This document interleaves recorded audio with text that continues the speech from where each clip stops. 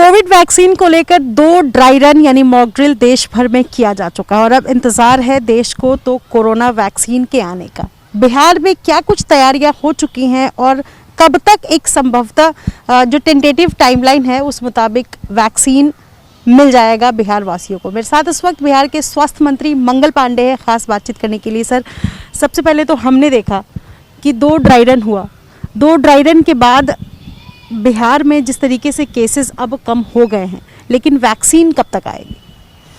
नहीं, देखिए, पिछले 3-4 महीने से बिहार में पॉजिटिव जो केसेस हो रहे थे उनका रेशियो देश में सबसे कम था। एक्टिव केसेस हमारे यहाँ सबसे कम थे, रिकवरी रेट हमारे यहाँ सबसे ज़्यादा है और देश में सर्वाधिक जांच भी हम लोगों ने किया है। तो कोरोना के खिलाफ लड़ाई में बिहार पूरी तरीके से नेतृत्व करता हुआ दिख रहा है और ड्राई रन भी हमने 2 चरणों में बहुत सफलतापूर्वक संपन्न किया है। पहला ड्राई रन 3 जिलों में हुआ, फिर दूसरा ड्राई रन कल 8 तारीख को सभी जिलों में हुआ और हमने जो प्रशिक्षित किया है अपने टीकाकर्मियों को, चिकित्सकों को, वो सारे लोग पूरी तरीके से प्रशिक्षित हो चुके हैं और उनकी ट्रायल जो कल हुई उस ट्रायल में इस बात पे मुहर लग गया कि हम सब लोग पूरी तरीके से तैयार हैं। 2 वैक्सीन हैं, एक तो कोविशील्ड है और दूसरा कोवैक्सीन। तो दोनों में से कौन सी वैक्सीन बिहार में आ रही है, इसको लेकर कंफ्यूजन? ये हम सब लोगों के लिए बहुत गर्व का बात है कि देश आज पूरी दुनिया में इस बात के लिए नाम कमा रहा है और हमारे वैज्ञानिकों की वाहवाही पूरी दुनिया में हो रही है कि जब बहुत सारे देश के लोग अभी इस खोज में लगे हैं कि वैक्सीन कब उनके देश में बनेगा, भारत ने वो वैक्सीन बना लिया और ये दोनों वैक्सीन हमारा स्वदेशी निर्मित वैक्सीन है और इसमें से जो भी वैक्सीन बिहार राज्य को आना है वो भारत सरकार के स्वास्थ्य मंत्रालय के द्वारा तय करके भेजा जाएगा। तो हमारे पास कोवैक्सीन आए या कोविशील्ड आए, दोनों कोरोना के संबंध में व्यक्ति के अंदर एंटीबॉडी तैयार करने के लिए बना हुआ वैक्सीन है। तो जो भी आएगा उसका हम उपयोग करेंगे। क्या तैयारियां, मतलब कहाँ कहाँ अगर आती है वैक्सीन की डोज, एक डेट कुछ निर्धारित किया गया होगा कब तक? ये मेरे कार्यक्षेत्र और मेरे अधिकार क्षेत्र में नहीं। भारत सरकार के गाइडलाइंस को हमको पूरी तरीके से फॉलो करना है और भारत सरकार के द्वारा जैसे ही टीका उपलब्ध कराया जाएगा हमें टीकाकरण का काम शुरू कर देना है। तो हम पूरी तरीके से गाइडलाइन को फॉलो कर रहे हैं।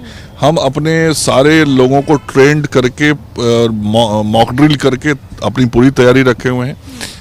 किस दिन उपलब्ध होना है यह केंद्र सरकार के द्वारा बताया जाएगा।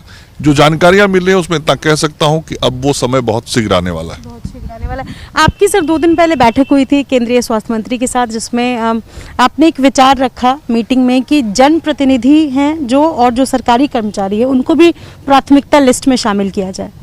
अभी तक जो 3 फेज तय हुए हैं, जिस तरीके से वैक्सीनेशन देना है, जो जानकारी दी गई है, फर्स्ट फेज में हमको हेल्थ वर्कर्स को देना है, सेकेंड फेज में जो फ्रंटलाइन वर्कर्स हैं उनको देना है और थर्ड फेज में जो 50 साल से ऊपर के लोग हैं या जो कोमॉर्बिलिटी वाले लोग हैं वैसे लोगों को कुल मिला के टीकाकरण करना है।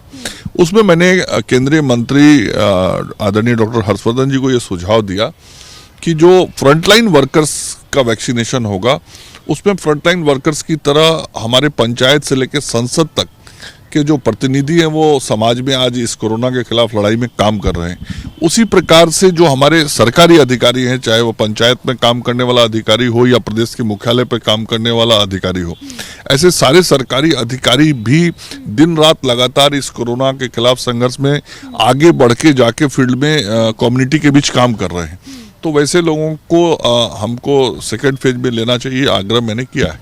आपको नहीं लगता ये विवादित है? जो नेता हैं, पहले ही बिहार में सबसे पहले तो फ्री वैक्सीन की बात कही गई कि सरकार आएगी तो फ्री वैक्सीन दिया जाएगा, तो वो हो गया, सरकार आ गई, फ्री वैक्सीन दिया जाएगा।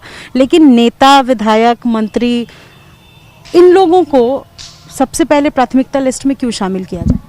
नहीं, सबसे पहले मैं नहीं कह रहा हूँ। हेल्थ वर्कर्स के बाद फ्रंटलाइन वर्कर्स पे कह रहा हूं, तो फ्रंटलाइन वर्कर एक बड़ी संख्या है, जिसमें जैसे मान लीजिए हमारे पुलिस के जवान हैं, तो यदि पुलिस के जवान को हम टीकाकृत करेंगे तो स्वाभाविक रूप से गांव के अंदर जो मुखिया है, मुखिया भी जाके समाज में अभी पूरे कोरोना के खिलाफ इस लड़ाई में हमने जनप्रतिनिधियों का भी पूरा सहयोग लिया है, तो जो हमारे जनप्रतिनिधि हैं उनको भी बचाव हमको करना चाहिए, क्योंकि वो आगे बढ़ के समाज को बचाने का काम कर रहे हैं। ठीक है। और एक आखिरी सवाल है मेरा कि केंद्रीय मंत्री बिहार में जो बैठक हुई उसके बाद सीएम ने कहा कि मंत्रिमंडल विस्तार को लेकर के अब तक इतना लेट नहीं हुआ है।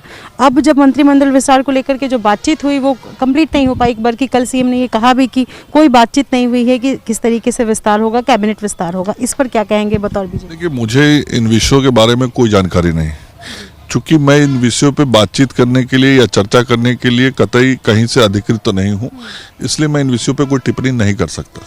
ठीक है, शुक्रिया सर बातचीत करने के लिए हमसे। तो बिहार में अब बस इंतज़ार है कोरोना वैक्सीन के आने का, चाहे वो कोविशील्ड हो या कोवैक्सीन हो, जो भी आएगी बिहार में देश जो जितने भी बिहारवासी हैं उनको पहले मिलेगा। लेकिन सबसे पहले वही जो बात कही जा रही थी कि हेल्थ वर्कर्स और उसके बाद जो फ्रंटलाइन वर्कर्स हैं, हालांकि एक सुझाव दिया गया है कि जितने जनप्रतिनिधि हैं, चाहे वो मुखिया हो या संसद तक जो जनप्रतिनिधि हैं, उनको भी प्राथमिकता लिस्ट में शामिल किया जाए। अपने सहयोगी शैलेश के साथ निधिश्री, एबीपी न्यूज़, पटना।